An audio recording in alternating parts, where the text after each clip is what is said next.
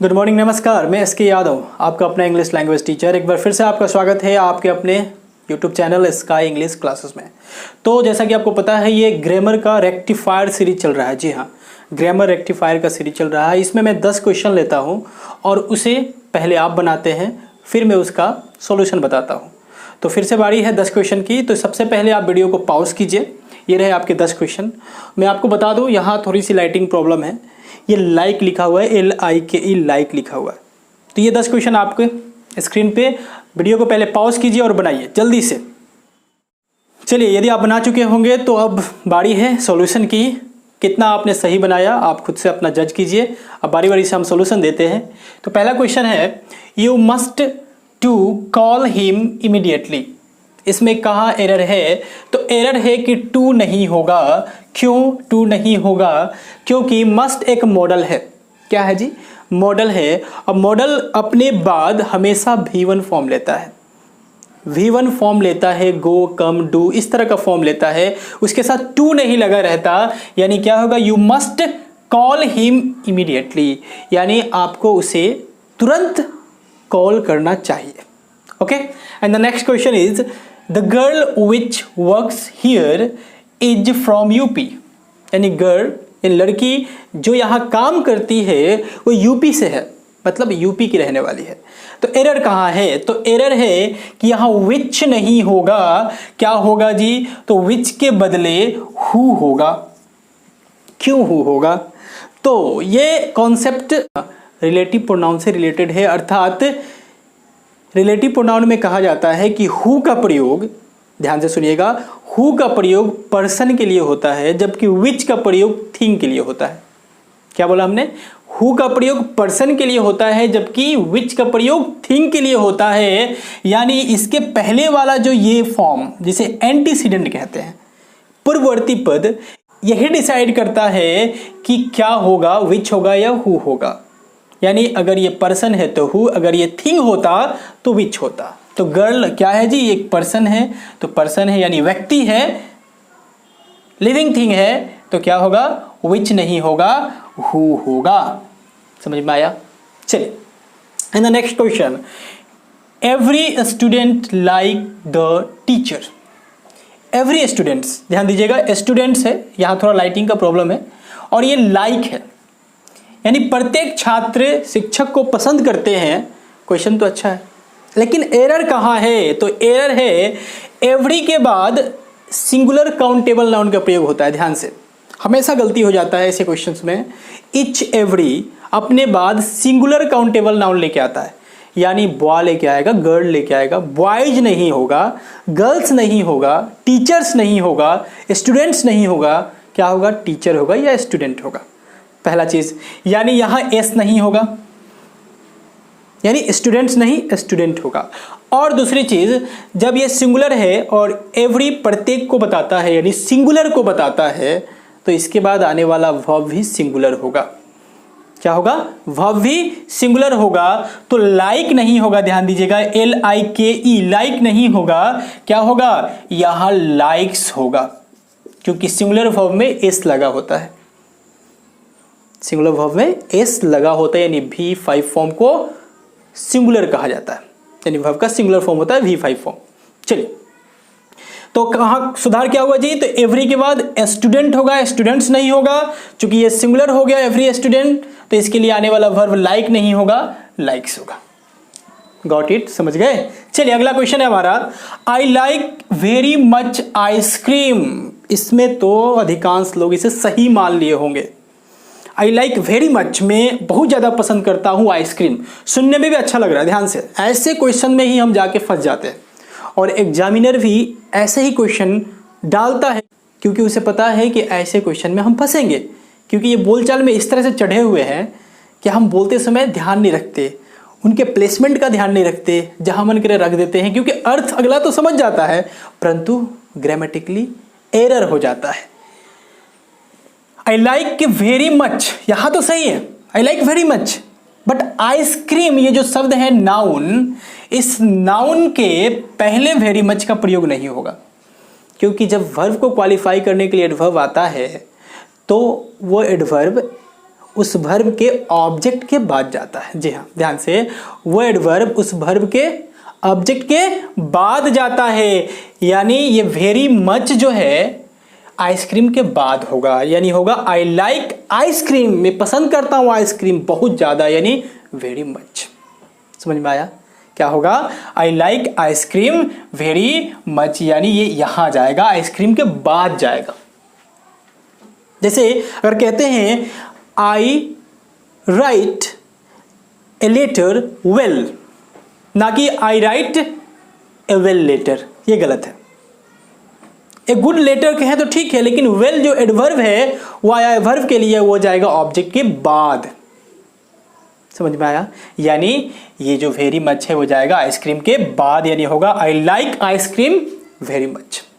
समझ में आया? चलिए अगला क्वेश्चन है। हाँ, एक और चीज, ये तो मैं समझा रहा हूं अपने हिसाब से, मुझे लग रहा है कि आप अच्छी तरह समझ रहे होंगे, परंतु इसके बाद भी अगर कोई शिकायत है, आपको लग रहा है कि कहीं कमी रह जा रही है, तो मुझे कमेंट करके आप बता सकते हैं। वेलकम है आपके कमेंट का, हर कमेंट का मैं जवाब दूंगा। हो सकता है 2-4-5 मिनट लेट हो, लेकिन कमेंट का जवाब दूंगा, इसलिए आप कमेंट करना नहीं भूलिएगा। कैसा लगा और क्या कमी रह गई, आपका डाउट क्लियर हुआ कि नहीं हुआ, इसको लेकर कमेंट जरूर कीजिएगा। एक और चीज़, यदि आप हमारे चैनल पर नए हैं, पहली बार हमारी वीडियो देख रहे हैं, तो कृपया करके हमारे चैनल को सब्सक्राइब कीजिए, जुड़ जाइए, नियमित रूप से ऐसे वीडियो आपको मिलते रहेंगे। चलिए आइए अगला क्वेश्चन देखते हैं। Where I can find a bank, interrogative sentence है, प्रश्नवाचक है। Where I can find a bank, मुझे बैंक कहाँ मिलेगा, हिंदी है, मुझे बैंक कहाँ मिलेगा, ये पूछ रहा है, क्वेश्चन है। बट ध्यान दें, इंटरोगेटिव सेंटेंस में WH वर्ड के बाद ऑक्सिलियरी वर्ब आता है। क्या बोला हमने?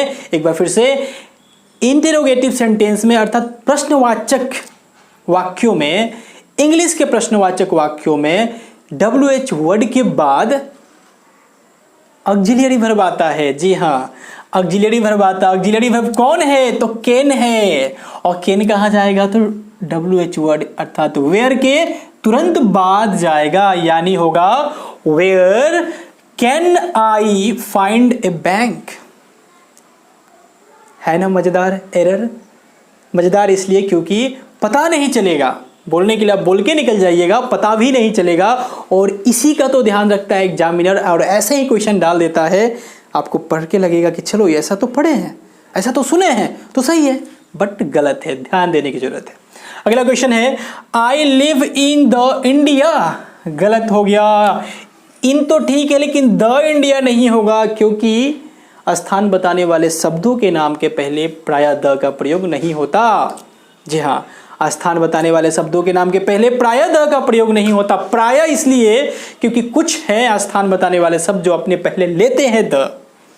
जैसे अगर कहें कि मैं पंजाब में रहता हूं, तो मुझे कहना होगा I live in the Punjab. ध्यान दीजिएगा, थोड़ा लाइट फ्लक्चुएट कर रहा है, कभी इन्वर्टर पे कभी इलेक्ट्रिसिटी पे, तो थोड़ा सा दिक्कत होगा। यानी I live in the Punjab, क्योंकि पंजाब अपने पहले द लेता है। उसी तरह से यदि कोई अमेरिकन कहता है आई लिव इन USA, या कहता है यूनाइटेड स्टेट्स, तो कहेगा I live in the United states, क्योंकि यूनाइटेड स्टेट्स भी अपने पहले द लेता है। परंतु इंडिया अपने पहले नहीं लेता है, पाकिस्तान अपने पहले नहीं लेता है, चाइना के पहले नहीं लगता है। अब क्यों नहीं लगता है, इसकी जानकारी तो अगले वीडियो में, दूसरे वीडियो में दूंगा, जब आप कमेंट करके बताएंगे तब। चलिए, तो दानी होगा, she has been here since 3 years, वो यहां 3 वर्षों से है। ही हैज बीन हियर, वो यहां है सिंस 3 years, 3 वर्षों से। लेकिन ध्यान देंगे, सिंस का प्रयोग और फॉर का प्रयोग पे ध्यान दीजिएगा। सिंस का प्रयोग पॉइंट ऑफ टाइम के पहले होता है, पॉइंट ऑफ टाइम के पहले, जबकि फॉर का प्रयोग पीरियड ऑफ टाइम के पहले होता है, यानी समय अवधि बताने वाले शब्दों के पहले होता है। और यहाँ जो 3 years है, एक अवधि को बता रहा है, मतलब वो 3 सालों से यहाँ है। अगर 3 साल पहले की बात करें, यानी अगर ये 2020 चल रहा है, तो 2020 से 3 साल पहले जाए, यानी 2017, अगर कहता कि वो 2017 से यहाँ रह रहा है, तब सिंस 2017 हो जाता। परंतु अगर कहे 3 साल, तो ये एक पीरियड हो गया। और वो 2017 कहता यानी 2017 कहता तो वो पॉइंट हो जाता। तो पीरियड के लिए हम फॉर यूज करते हैं और सिंस करते हैं पॉइंट के लिए। ये अगर ऐसा रहता 2017 तब सिंस, लेकिन वही 3 साल पहले की बात कर रहा है तो फॉर होगा। समझ गए? चलिए अगला क्वेश्चन है, सी डजंट लिसन मी, वो मुझे नहीं सुनता है। She doesn't listen me, listen to me होगा, क्योंकि लिसन अपने साथ प्रीपोजिशन टू लेता है, यानी लिसन टू मी। कहते हैं ना अक्सर बोलचाल में, जब कोई नहीं सुनता है या दूसरे कामों में मग्न रहता, आपके बातों का रिस्पॉन्स नहीं देता, तब आप कहते हैं प्लीज लिसन टू मी, कृपया मुझे सुनिए, मेरी बातों को सुनिए। तो क्या होगा? लिसन टू होगा मी। सी स्पीक्स इंग्लिश गुड, वो अच्छा अंग्रेजी बोलती है, अच्छा अंग्रेजी बोलती है, अंग्रेजी अच्छा बोलती है। देखिए हिंदी में भी समझना होगा, वो अच्छा अंग्रेजी बोलती है, वो अंग्रेजी अच्छा बोलती है, ये दोनों में फर्क है। पहले वाले में वो अच्छा अंग्रेजी बोलती है, यानी कहने का मतलब वो अच्छा अंग्रेजी, यानी अंग्रेजी के पहले अच्छा है। लेकिन अगर कहते हैं वो अंग्रेजी अच्छा बोलती है, यानी अंग्रेजी के बाद अच्छा चल जाए, तब ये जो अच्छा शब्द है ना, ये अपने आप में कभी एडवर्ब बन रहा है, कभी एडजेक्टिव बन रहा है। ध्यान से, कभी एडवर्ब बन रहा है, कभी एडजेक्टिव बन रहा है। यानी अगर कहते हैं सी स्पीक्स गुड इंग्लिश, तब अलग बात है, वो इंग्लिश के पहले गुड एक एडजेक्टिव का काम करेगा। लेकिन अगर कह रहे हैं सी स्पीक्स इंग्लिश गुड, तो गलत हो गया। क्या होगा जी? होगा वेल, क्योंकि अब यहाँ उसके बोलने की प्रशंसा हो रही है कि वो अच्छा बोलता है इंग्लिश, या वो अच्छा अंग्रेजी बोलता है, नहीं, वो अंग्रेजी अच्छा बोलता है। ध्यान से, यानी अंग्रेजी के पहले अगर विशेषण होता तो गुड होता, लेकिन वही अंग्रेजी के बाद गया तो गुड नहीं होगा, वेल होगा, क्योंकि अब विशेषता स्पीक की बताई जा रही है, इंग्लिश की नहीं। समझ में आया?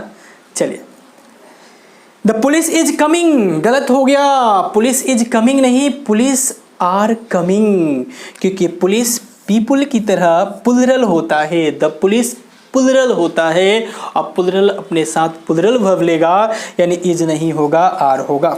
ध्यान से, अगर वही कहते हैं द पुलिस मैन, MAN, यानी पुलिस के साथ MAN जोड़ देते हैं, WOMAN जोड़ देते हैं, या पुलिस कांस्टेबल कहते हैं, या पुलिस ऑफिसर कहते हैं, तब ये सिंगुलर है।